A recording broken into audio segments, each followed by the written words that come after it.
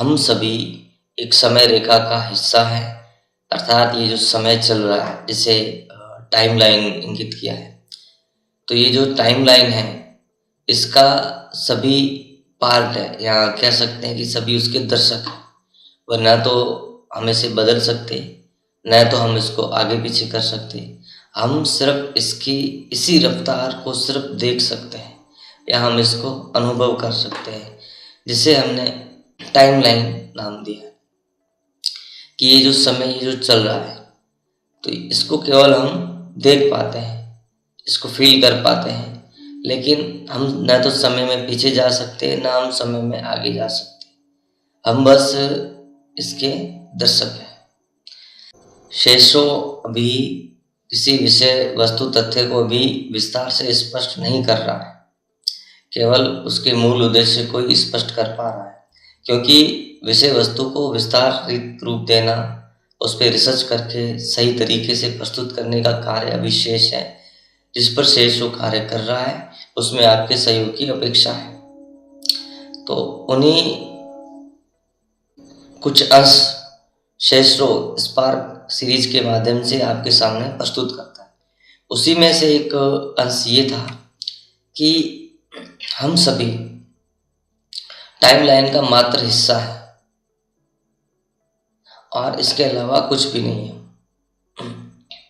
और ये हिस्सा एक समय क्रिएट होता है और एक समय डिस्ट्रॉय होता है, लेकिन टाइमलाइन लगातार चलती रहती है। यूनिवर्स जो है वो लगातार घूमता रहता है, उसी को हमने टाइमलाइन बोला। ये एक लूप की तरह होता है जिसका कोई गंतव्य नहीं होता है, कहते हैं ना जिसकी कोई मंजिल नहीं होती है। ये बस एक लूप है जो जिस स्थान से आरंभ हुआ वापस उसी स्थान पे आ जाता है। बस ये चक्रव्यूह इसका जो एक लूप की तरह ये लगातार चलता रहता है। और इसी लूप का एक बहुत ही बारीक और छोटा सा हिस्सा हम सभी हैं। और इसे मैंने टर्मिनल रीडर का नाम दिया, अर्थात कि जो कॉन्शियसनेस जो चेतना है वो इस टर्मिनल के माध्यम से रीड करती है, उन्हें देखती है, उन्हें अनुभव करती है, लेकिन वो समय में आगे पीछे नहीं जा सकते। अच्छा, जो टर्मिनल है वो उस समय में न तो पीछे इतिहास की तरफ जा सकता, न इन फ्यूचर में जा सकता। और अनुमान लगाना कल्पना मात्र है। तो आज हम इसे पुनः स्पष्ट करते हैं। ये विषय अपने जीवन के लिए किसी प्रकार से उपयोगी नहीं है, या जिसका कोई लाभ नहीं है। ऐसे बहुत सारे विषय होते हैं जिनसे अपने को कोई सीधा लाभ नहीं मिलता है, लेकिन ये विषय हमें वास्तविकता की ओर ले जाते हैं। जो हम समझ रहे हैं, जो हम देख रहे हैं, या जो हमें सत्य लग रहा है, क्या वही सत्य है? ऐसा बिल्कुल भी नहीं है।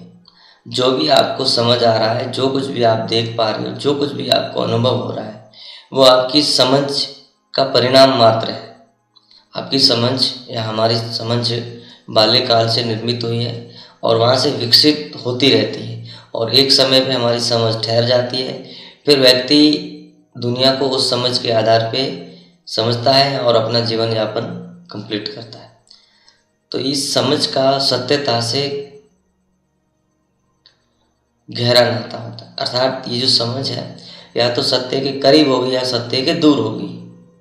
इसमें सही गलत का शब्द हम उपयोग नहीं ले सकते, और जितनी सत्य के करीब होगी समझ, उतना ही जीवन संतुलित होगा, यहाँ संतुलित रहने की उम्मीद हम कर सकते हैं। तो इसी सत्यता की कड़ी में कुछ ऐसे अनुभव, या हम कह सकते हैं कुछ ऐसे टॉपिक है जो मनुष्य के अनुभव में कभी नहीं आ पाते, या उनको अनुभव में लेने के लिए अधिक डीप नॉलेज की आवश्यकता होती है। तो शेषों के सेल्फ रिसर्च, या हम कह सकते हैं कि चेतना के गहरे अनुभव और मूल विज्ञान के आधार पर शेषो इन विषय तथ्यों को बड़ी आसानी से स्पष्ट कर पा रहा है। तो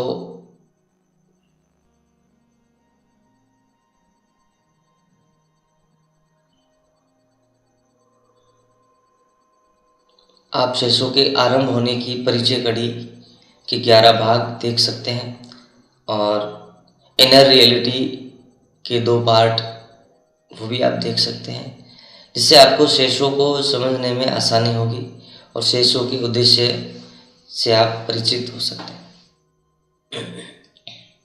चेतना इन टर्मिनल के माध्यम से अनुभव प्राप्त करती है या अनुभव करती है। तो चेतना का कोई उद्देश्य नहीं होता है कि मुझे ऐसा अनुभव करना है, उसकी कोई इच्छा नहीं होती।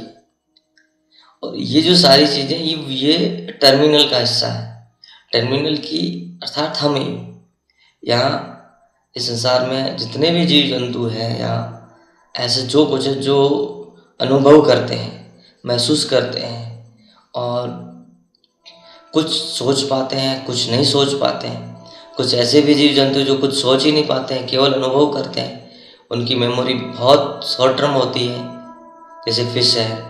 तो कुछ ऐसे जीव जंतु हैं जिनकी मेमोरी बहुत लॉन्ग टर्म होती है और वो तथ्यों का विश्लेषण कर पाते हैं, बहुत अच्छे से समझ पाते हैं। वह है मानव जाति। इस सभी टर्मिनल टाइमलाइन का एकमात्र हिस्सा है और ऐसे टर्मिनल इस टाइमलाइन में बनते रहते हैं और नष्ट होते रहते हैं।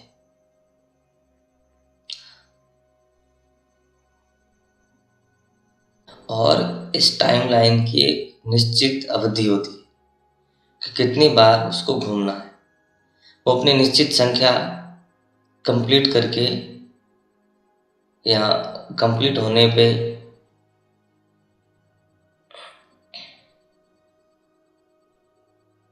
जिस स्थान ये उत्पन्न हुआ था उसी स्थान पे ये विलुप्त भी हो जाएगा। इसकी एक निश्चित अवधि होती है। ये नहीं है कि ये लगातार टाइमलाइन चलती रहती है, ऐसा बिल्कुल नहीं है। क्योंकि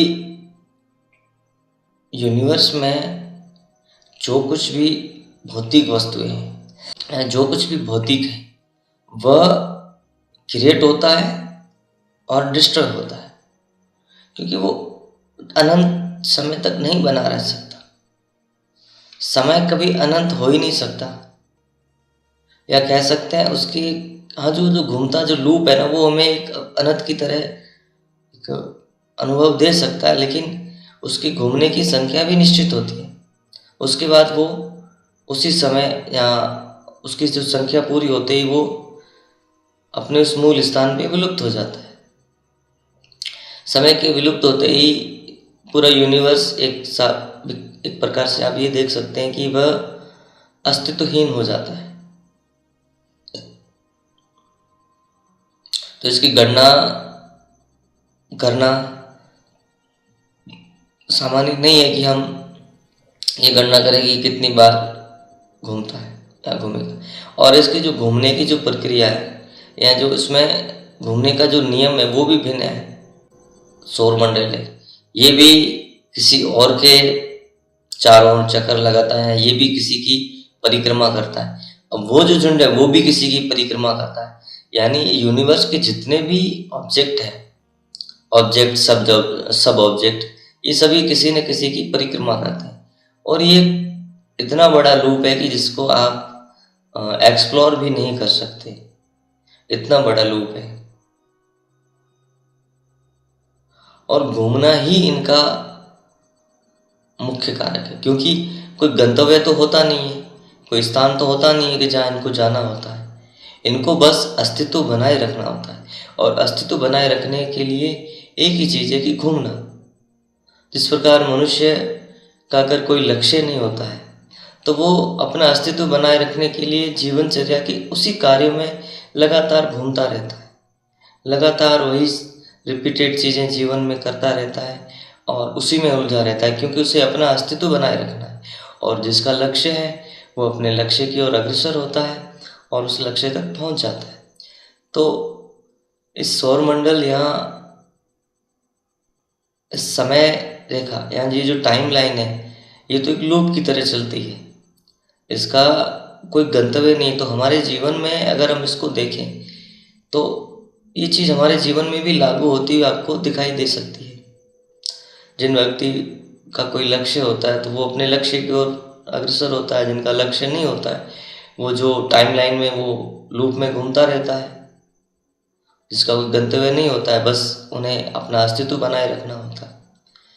तो सौरमंडल या ब्रह्मांडीय घटनाओं को हम अपने जीवन में या अपने जीवन के संदर्भ में देखकर समझ सकते हैं। शेषरो इन घटनाओं, इन विषय तथ्यों का स्पष्टीकरण इसलिए करता है कि उससे आप स्वयं चीज़ों को समझ सकें।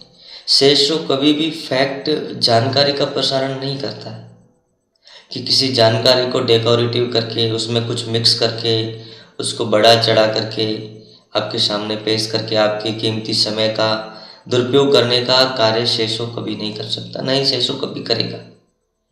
शेषो बलराम के चेतना के गहरे अनुभव और उनके विकास यात्रा के साथ मूल विज्ञान की अवधारणा और वर्तमान टेक्नोलॉजी का गहरा अनुभव, इन्हीं के मिश्रण के आधार पर वह विषय तथ्यों को केवल स्पष्ट करेगा। न शेषो कभी निर्णय देता है, शेषो केवल स्पष्ट करता है। अगली कड़ी में हम आपसे फिर मिलते हैं, तब तक के लिए धन्यवाद।